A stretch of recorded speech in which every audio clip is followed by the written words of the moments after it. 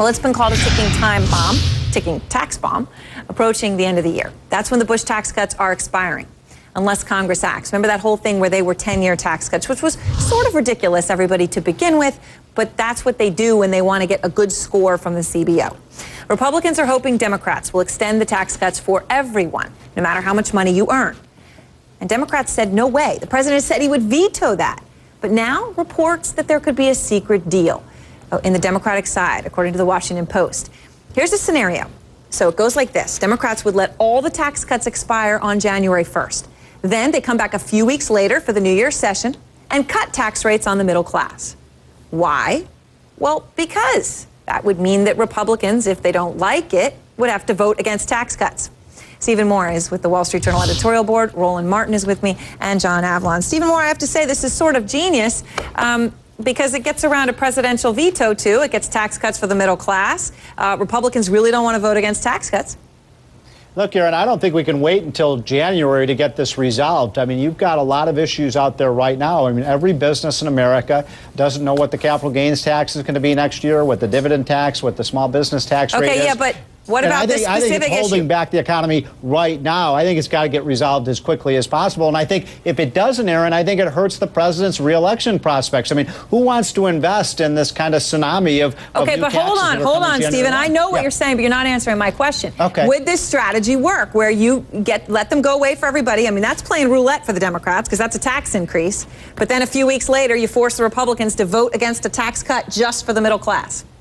I don't think that Republicans, quite rightly, are going to go for any deal that doesn't cut the rates for everybody. And I should say keep the rates where they are because they're all scheduled to go up next year. So I'm not so sure that that strategy is so smart because I think it'll get, I don't think it's going to get through Congress. And by the way, the problem with that theory is we don't know what Congress is going to look like in January, right? I mean, we don't know if Congress is going to be run by the Democrats, the Republicans, all of this stuff. It's all a wild card right now.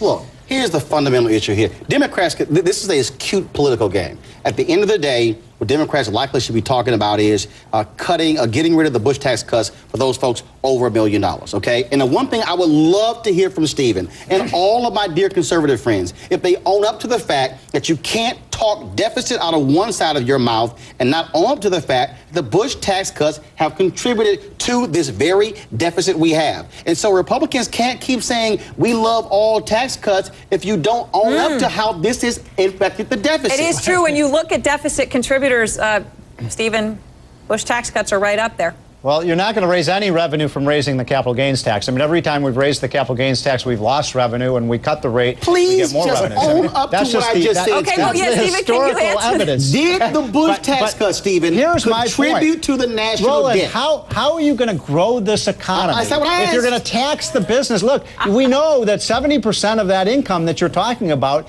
is business income. Most of it is small business income. Please Erin, answer you're not going to get a recovery if you're taxing that. No conservative wants to answer that question. Stephen, can you at least acknowledge that? Because it is a fair point. It is a fact. Acknowledge which point? The fact the Bush tax cuts increased the national debt. Wait a minute. Okay, Roland. If you look at the 4 years Oh, my God. Come on, Stephen. Please answer the question. You can look up this data. No, let me finish my point. In the 4 years after the Bush tax cuts in 2003, we had the $800 billion of revenue, the biggest increase in tax revenues in history. The way you get revenues in, Roland, I want more revenues you do, is you grow this economy. You're not going to grow the economy by raising tax rates and investment. Erin, you know this. You've done this story. What the big story with investment right now, nobody's investing. Everybody's investing in 10-year Treasury bills. Everybody's terrified. This is the worst possible time. The lack of certainty is a big issue. I give you that, but that doesn't necessarily dictate how you end up on a solution. But the future is always uncertain, especially before an election. So I'm going to put that aside.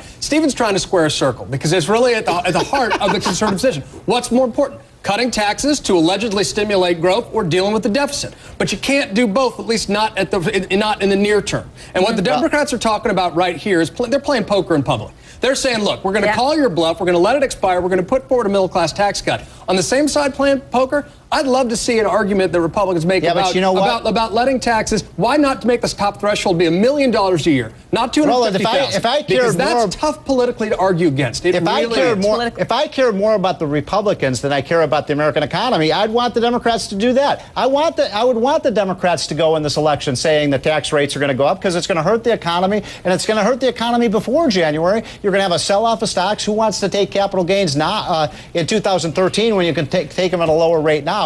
I think the smartest thing, Erin, that this president could do right now is make an announcement tonight or tomorrow night that there aren't going to be any tax increases next year. As you know, Bill Clinton said that. He can't do it. He said he would veto. Said that. A lot of Democrats are saying that. Stephen, does that mean we can get you on? Are you going to be back in a grand bargain before the election then? One that might lower rates but close loopholes to raise revenue? I'm all in favor of that, but I just think now is the worst possible time to be raising tax on investment when nobody's investing. You're going to cause a drought of investment. Well, investment is one part, and we're talking about, for most people, look at this as income tax rates. And you have a constant debate over deficit reduction and wanting to keep taxes, and also every Republican, Stephen, every Republican who complains about the stimulus bill, $787 billion, 40% of that was tax cuts, but they still complain about it. I need to correct something you just said. You said that I'm supporting a tax cut. No, I'm not. I'm just saying we ought to keep the tax rates where they are right now. Okay, next year we're going to have this huge tax increase. Let's do it, and I don't want to hear you say a word about the deficit because the Bush tax cuts to the deficit. What about some austerity in government? No tax increases, government spending cuts. There we go. I think we'll have to have you back. There'll be a second version of this movie. There'll be a 2 after it. Own up to it. Not one. Thanks to all 3 of you. Thank you.